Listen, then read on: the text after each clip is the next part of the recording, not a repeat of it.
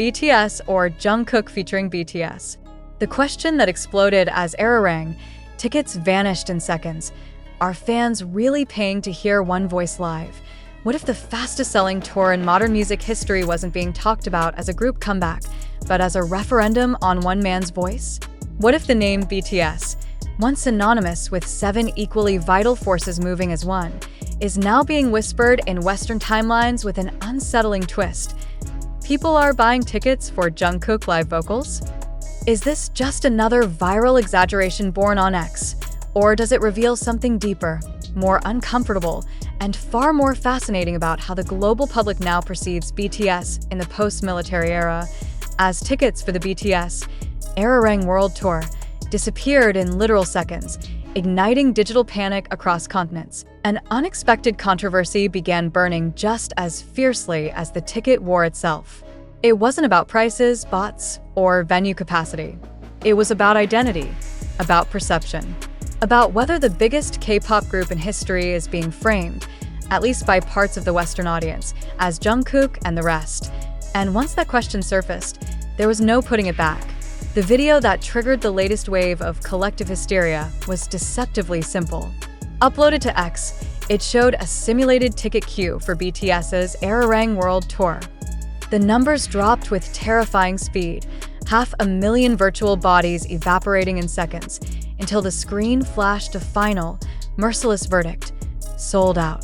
The clip ended with a passport-style stamp reading BTS Arirang World Tour, a visual metaphor that felt almost cruel in its accuracy.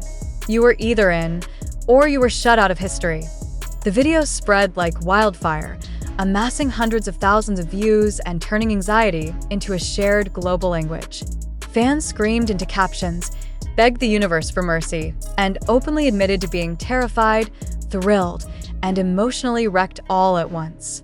This wasn't just ticket buying. This was ritual. This was survival. Yet amid the chaos, another type of post began to trend, quieter but sharper, slicing straight through the celebration. Comments from non-fans, casual listeners, and Western concertgoers began repeating the same idea in different words. They wanted to hear Jungkook sing live, not BTS as a concept, not the choreography, the lore, the synchronized spectacle. They wanted that voice, the raw vocals, the ad-libs, the stamina that turns 3-hour shows into viral proof-of-life moments. People are buying tickets for Jungkook live vocals. The sentence was short, it was blunt, and it detonated. For longtime ARMY, the phrase landed like a provocation. Was it disrespectful? Reductionist? Or was it an uncomfortable truth reflecting how Jungkook's post-2023 visibility has reshaped public attention? As debates spiraled across X, Reddit, and fan forums, the question mutated into something larger and more dangerous. Is this still BTS in the eyes of the global public, or has Jungkook become the unofficial face, voice, and selling point of the Arirang era? To understand why this debate feels so explosive, you have to rewind to what Arirang actually represents. This is not just another tour. This is the first full-scale world tour after BTS completed mandatory military service. It is framed as a return, a reunion, a symbolic reset. Beginning in Goyang, South Korea on April 9, 2026, and stretching across 79 shows in 34 cities and 23 countries until March 14, 2027 in Manila, the Arirang World Tour is positioned as a historic chapter, not merely a commercial one.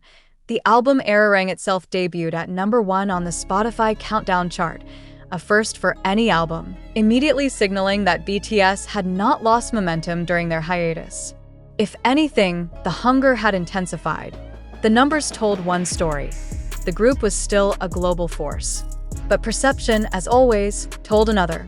Jungkook, more than any other member, had remained omnipresent in the global mainstream during the group's military period.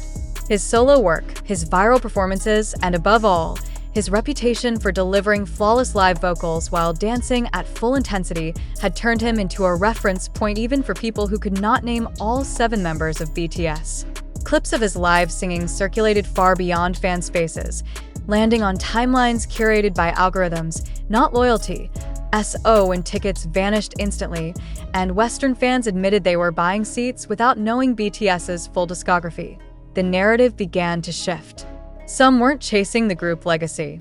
They were chasing a moment, a voice cracking slightly at the end of a note, a spontaneous ad-lib that wouldn't exist on any studio version.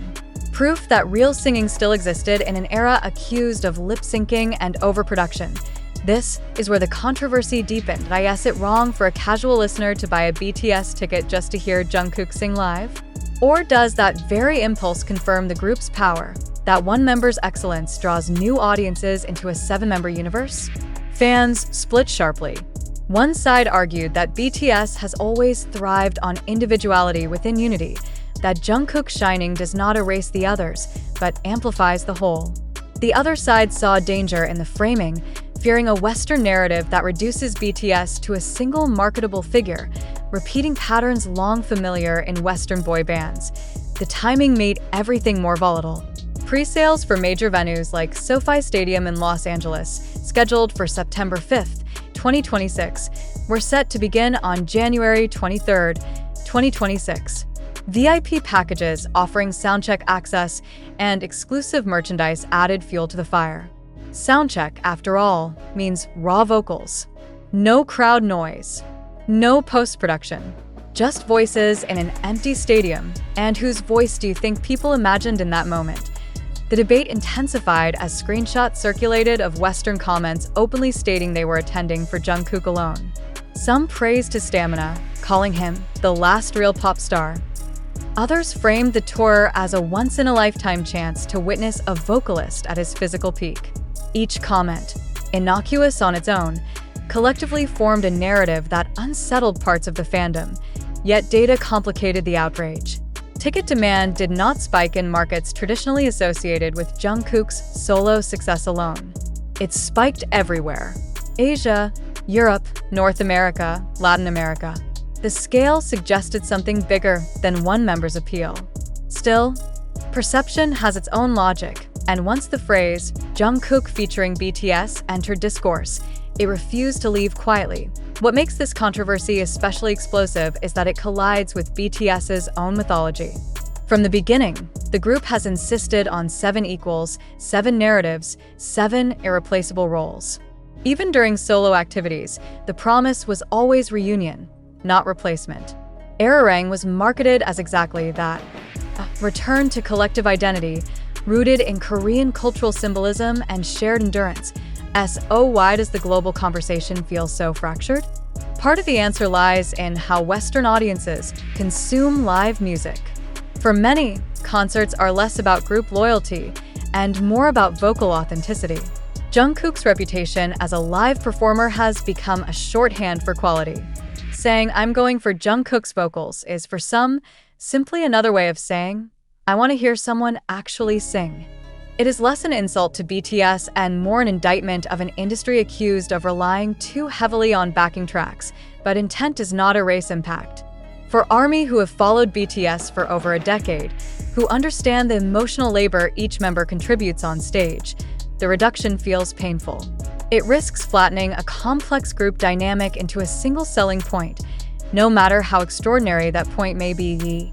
The Arirang World Tour looms closer. The debate shows no sign of cooling. If anything, it intensifies with each new sold-out announcement, each viral clip, each speculative post asking the same loaded question in different words. Are we witnessing the evolution of BTS's global image, or the fragmentation of it? Is Jungkook's dominance a threat, or the group's strongest asset? Perhaps the most unsettling possibility is this: what if both sides are right? What if people are buying tickets for Jungkook's live vocals? And what if that very choice inevitably leads them to experience the full force of BTS as a group? What if the controversy itself is proof of BTS's relevance, that even internal debates about perception can trend globally because the world is still watching, as fans prepare for what many have already dubbed a bloodbath of pre-sales, anxiety, and excitement blur into one emotional state?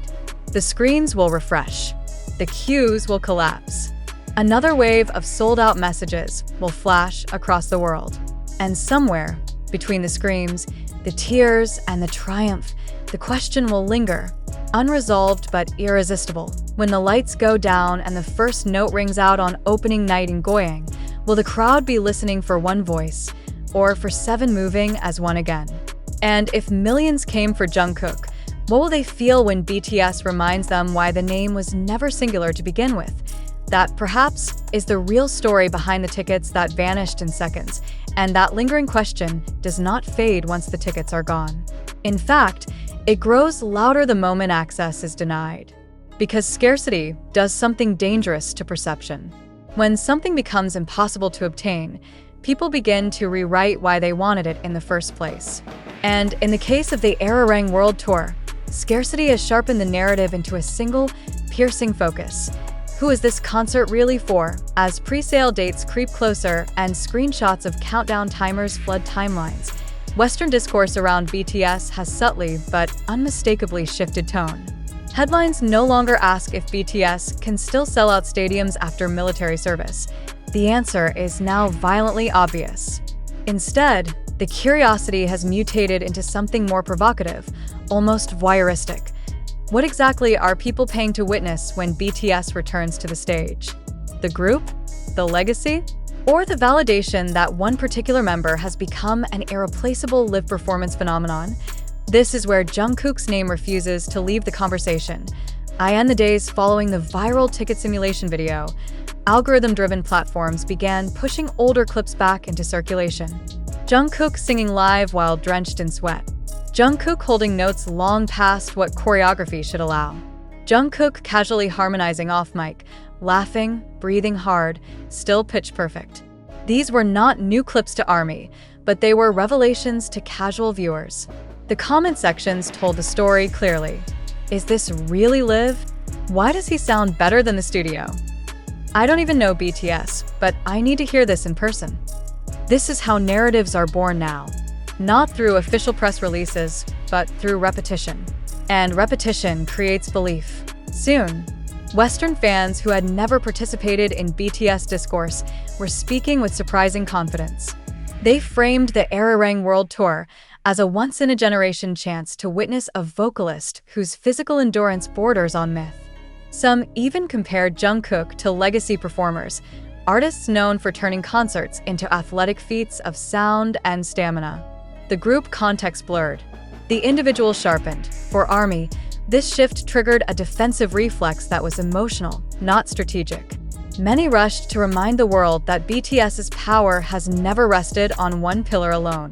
That RM's leadership, Jimin's expressiveness, J-Hope's stage command, V's tone, Jin's emotional resonance, and Suga's intensity are not interchangeable accessories, but structural elements.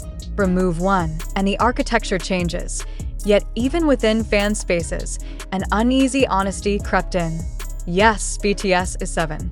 But yes, Jungkook's live performance reputation has crossed into a different category of mainstream recognition.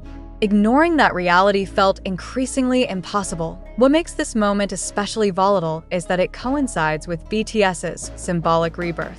The Arirang album is not just new music, it is framed as cultural reaffirmation. The title itself references Korean identity, resilience, and collective memory. The tour's scale, spanning nearly a full year across continents, is a declaration of presence. BTS did not return quietly. They returned everywhere, and yet, Western headlines rarely lead with that symbolism. They lead with numbers. 79 shows, 34 cities, 23 countries, sold out in seconds. The largest tour of the year. Metrics that impress, but strip nuance. Into that vacuum, personality fills the space. Faces fill the space. Voices fill the space. Jungkook fills the space easily. This is not the first time a BTS member has dominated discourse during a specific era. But the difference now is context. This is post-military BTS, post-hiatus BTS. A group returning to an industry that moved on without them and now must readjust to their presence. In that environment, Western audiences latch onto what feels familiar, what feels legible. A star vocalist is legible. A 7-member Korean group with layered narratives is more complex, Complexity does not always travel well across cultures. That reality fuels the most uncomfortable question ARMY has been forced to confront. Does Western framing matter if the stadiums are full? Is perception a threat, or simply noise surrounding an unshakable core?